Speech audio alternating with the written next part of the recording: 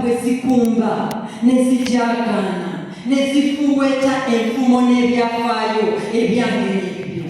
Laba bwe zinyumya ne zifuga olukalu lw'ensi. Laba bwe zireeta n'obutakkaanya okufuluka. Laba obutakolagana kiko kifulukwa.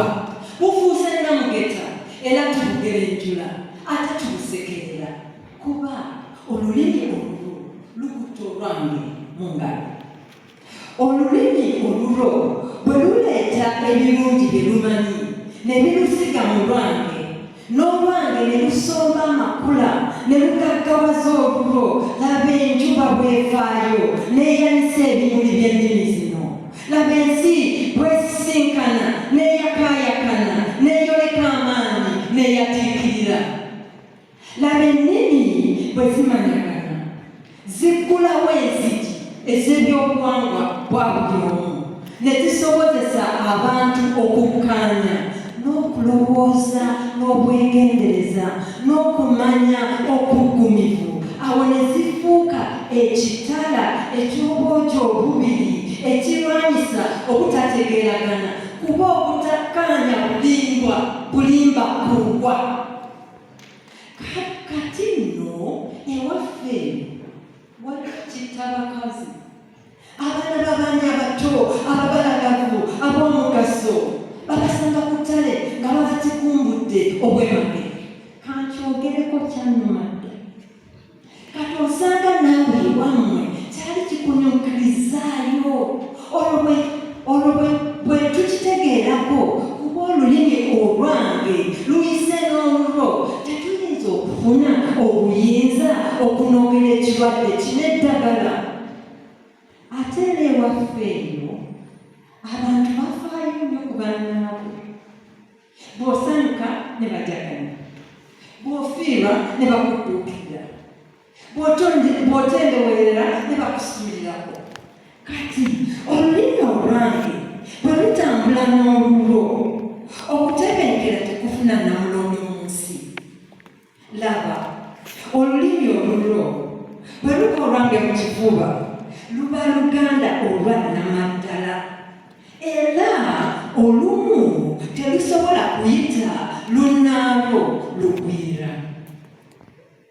Ssaabasajja Kabaka awagale agerekere Obuganda n'abaana b'engoma bayimine. Omuwala ono tenamusomesa, kati ye agenda kubasomera mu English mu lufuutifuuti ekitontome kyekimu, era ajja babuulira amannya ge. Peter Owekitiibwa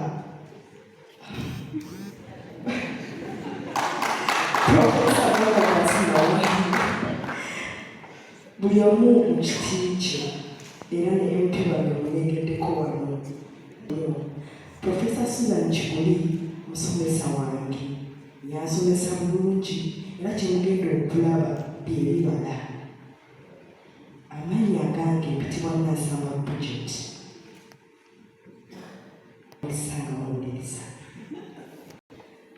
My language and your language. Behold, the Baganda have a proverb. Only good neighbors can eradicate couch from their fields. So in your language, holds hands with my language. Behold how they march along jubilantly, and the red tells and chronicles, my chronicles and yours. Behold how they dialogue and over the earth. Behold how they subdue conflicts. Behold how disagreement becomes a dilapidated house. It becomes a scornful miscarriage. We despise it because your language is holding hands with my language. When your language brings forth the good things it knows, and it plants them in my language, and my language connects paths that enrich your language. Behold, the sun rises and gets flowers of two languages to blossom. Behold how the world assembles and shines brightly, and it shows its might and ugly. Behold, when languages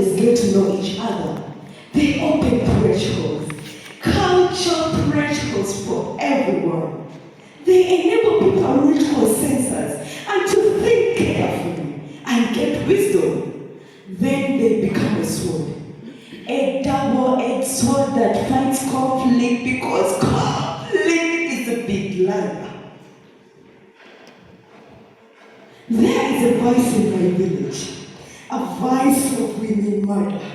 Young, beautiful women, beautiful, useful women. Let me talk about it because it has always hurt me. Oh, there is a voice in my village, a voice of women murder. Young, beautiful women, beautiful, useful women. They are found in the wilderness. What to be murdered? Let me talk about it because it has always hurt me. It is also possible that this voice tries to stretch its arms to your village so that when you learn about it, because your language is matching together with my language, can you get the power to find the cure for this cancer? Also in my village, people care about each other. When you are happy, they celebrate. When you are angry, because when you are burdened, they carry your luggages. So, when your language walks alongside my language, one place it on a throne in the earth. Behold, when your language embraces my language, it is a sign of solid kinship, and neither can any of the two languages refer to the other as enemy.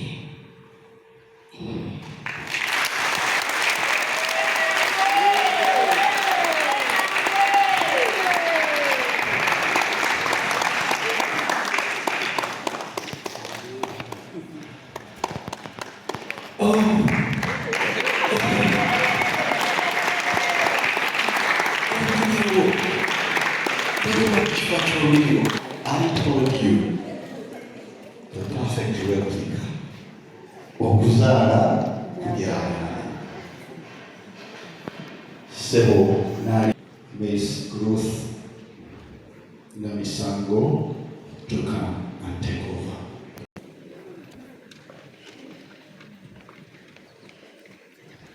Yes, munzikirize olw'obudde nsabe emu akole omukolo ogutako. It's my pleasure to invite the Prince to speak to us. Thank you so much. Thank you. Mwena way to invite Professor Madam.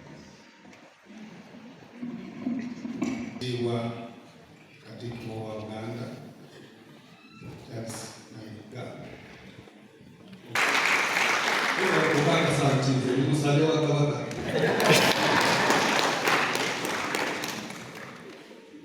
Celebrating two very important events. This morning, we were honored when Nainya opened the Kawaka Mutesa II Museum at Makerere University. This is a historic event in our university. Many of you, especially the young people, may not know that Kawaka Mutesa was a student at Makerere University when he was already a king. And that alone is such a big honor for us. And we must really be proud of that. That's why we have honored his legacy by making the house where he stayed, because he had his own house here. He did not stay there the whole of business. Although he was playing the cricket and the football with those who stayed in was actually surprised to see that a king was playing the cricket and football, and I'm sure some people were kicking him. Pleasure is invaluable for all of us Ugandans. And I invite all all Ugandans and visitors from abroad to come and witness the history of our first president of this country and one of the leaders of the struggle for independence. We are also celebrating the International Mother Day, and we are privileged that you agreed to come and officiate at this function. I think there could have been a better choice than inviting one of the country leaders in this country to officiate at this event, and I want to congratulate you, Principal, Dean, and the head of the department for that vision of putting events properly in context. We have learned a lot from the various speakers. Professor Muranga, you have challenged me. I have been thinking that I should write my memoirs when I retire from being Vice Chancellor. And of course, I was thinking of doing it in English. I'm now going to do it in Uruguay. Then one of you will translate for the rest. But we are privileged this morning to have these very important visitors to honor these two events at Makerere University. Highest regards to His Royal Highness the Kabaka. Tell him, Sajawo.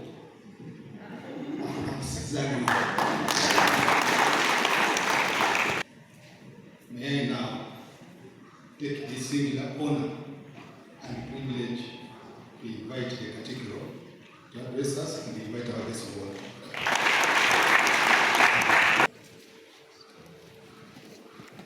Thank you very much. Please be seated. Mulangira David Chintuwa Sajja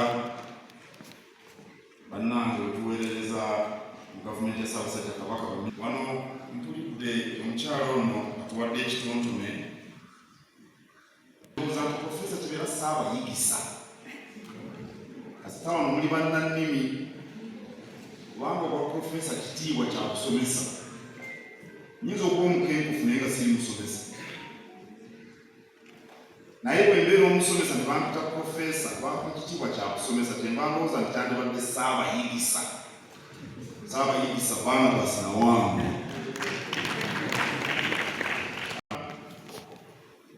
Abakulembeze b'abavubuka mu Buganda, abakungu ba Kabaka,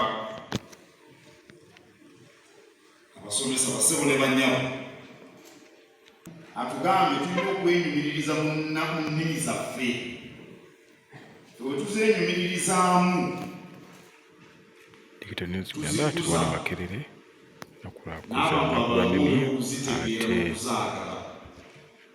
wadde wano okutongoza nebaza Ssekabaka Muteesa yasomeranga wano e Makerere ng'ekimu ku bintu okuzimbibwa ebyobuwangwa byaffe amakula Nabarogo yakiikidde Ssaabasajja Kabaka ku mukolo guno. Mu kwoleka obukulu bw'ennimi zaffe,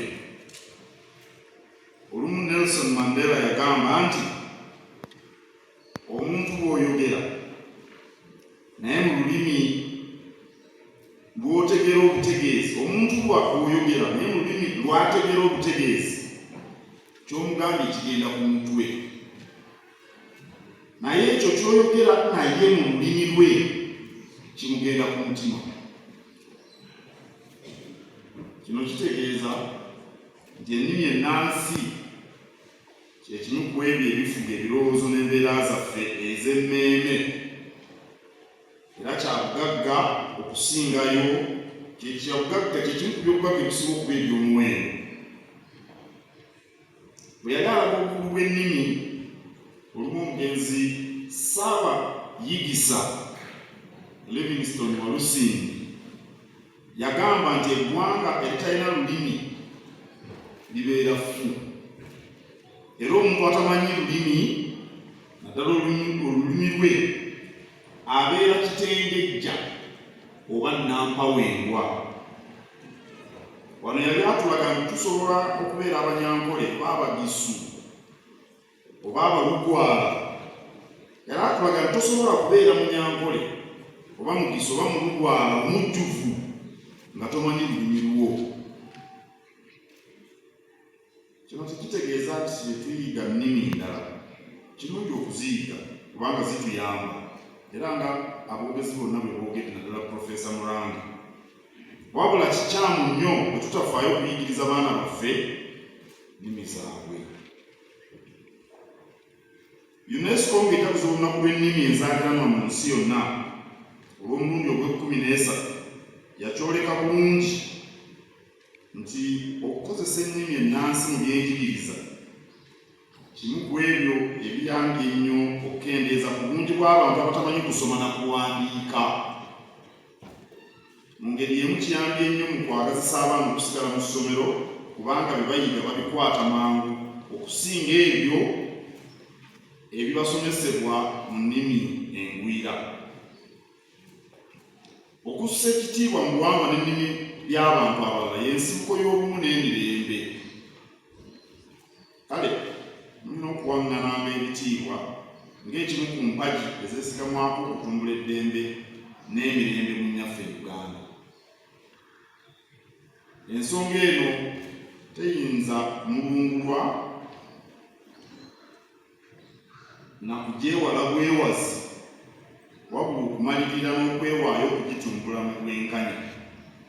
Bwetyo njozaayoza nnyo ekibiina ky'ebyennimi ekikulemberwa Dr. Gilbert Mosha wamu n'ettendekero ly'ebyennimi communication ekikulirwa Ssaabayigiriza Sauda Namyango w'ekitiibwesi wamu ne Makerere yonna olw'omulimu amakula gwe muliko mu kubangula okutendeka, okunoonyereza wamu n'okukulaakulanya ennimi zaffe zino: Oluganda,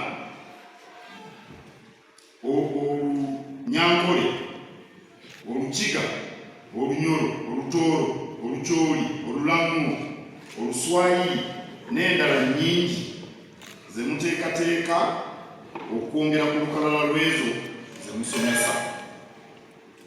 Omulimu guno mwe tujja okuyita okutumbula ennimi zaffe zino zenkanenkane mu by'ekikugu n'ennimi z'ensi ezituli mu maaso mu by'enkulaakulana. Nate sirema kwebaza n'obubanguzi bwemukola mu nnimi endala ezituyunga ku bannaffe ab'ensi endala ng'Olungereza, Olufalansa, Olugirimaani, Oluchina, Olukoleya, Olurussia. Ku mukolo guno era tujaguza emyaka 32 egyankubaza Mbogo.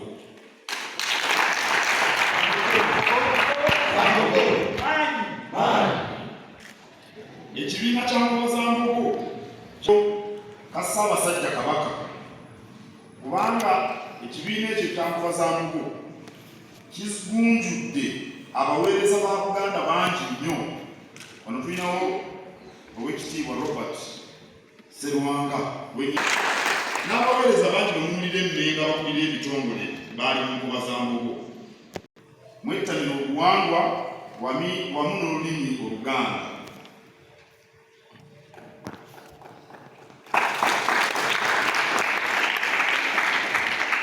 Prioritize our mother tongues. But we have also been encouraged to learn other languages. I always tell people that learning a language is resourceful.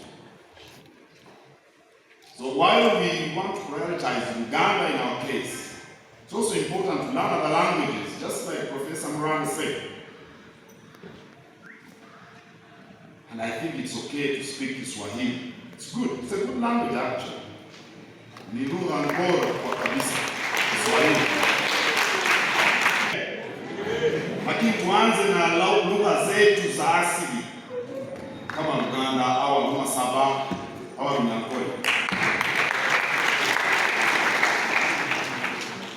To promote mother languages is to acknowledge diversity. And I think that our diverse heritages should be seen as the foundation of the modern African states. Every time we neglect or relegate our mother tongues, we inadvertently ignore the similarities of our different nationalities. If you had Professor Namial speak, you realize and appreciate how close we are actually. And that would come out if we encourage the use of native languages. The similarities. It would help us build consensus of national unity.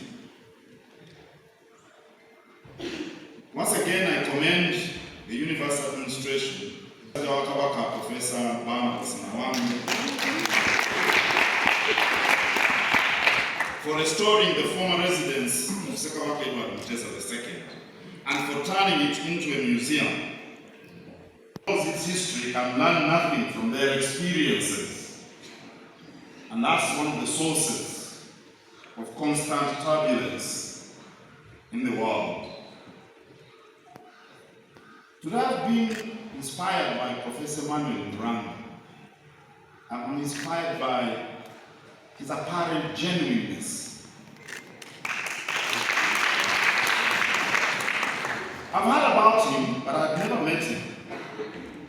And if this is going to please him, given what he told us, and I don't know where he is, has he left? I don't know if this will please him, but I've written 2 books in Uganda. Yes. I try to explain. But I've translated my first book. I've written 5 books so far. 3 are in English, 2 are in Uganda. But I've translated my first book, King on the Throne, into Uganda. I enrolled the help of linguistics, actually from Makerere. But about the youth, because you know the Kabaka dedicated this reign to the youth in the palace. And then these gentlemen, they're not from the department, don't actually embarrassing. But then it shows, when you want to bring out the context, you need to think out in writing Uganda. I never studied it at all. It was in St. Mary's College soon, you know. You understand, don't you? Schools should be teaching our mother tongues. St. Mary's College should be King's. I've translated, now I'm going to have 3 books in Uganda and Prophet Library. When I was coming to a Tofari, after reading the Makerere University Library, it's by law. Yes, it's by law, many people don't know it. I'm a lawyer, so I will send a copy of each of my books to the main library.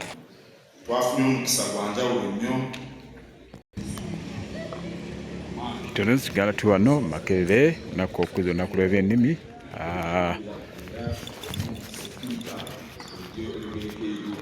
So